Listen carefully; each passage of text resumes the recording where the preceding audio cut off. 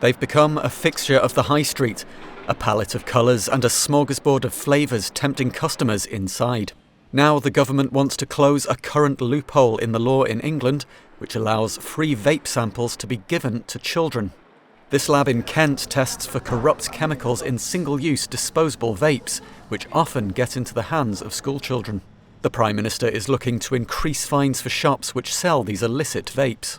I'm deeply concerned by the rise in young children who are vaping, and we've seen some alarming figures showing that increase over the past couple of years. I'm first and foremost a parent and a dad of two young girls, and I do think it's something that we should look at, and that's what we're in the process of doing, because as we've seen here today at this lab, there are a range of products which are clearly not designed for adults. They're designed to appeal to children in the way that they're marketed, promoted, the flavours they use.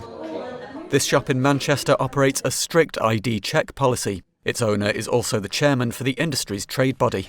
He welcomes the government's latest steps. We've been working in this industry for over 14 years, as many of our members have, and therefore any steps that the government can put in place to stop these products getting into the hands of youths we think are the right steps to make. Suddenly in the last 2 years, because of these single-use products, you've suddenly found a plethora of stores that would have never sold vaping products suddenly make these available.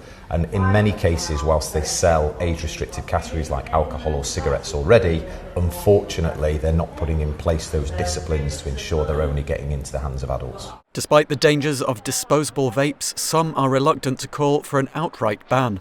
Disposables are attractive to adults too. Let's not forget that. Adults also enjoy, the cheap and easy and access devices and the flavours that are on offer.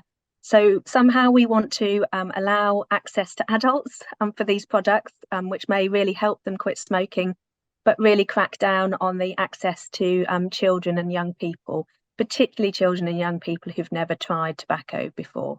Recent NHS figures show 9% of 11 to 15-year-olds admitted to using e-cigarettes. Opposition parties say further action is needed to stop that figure rising even higher.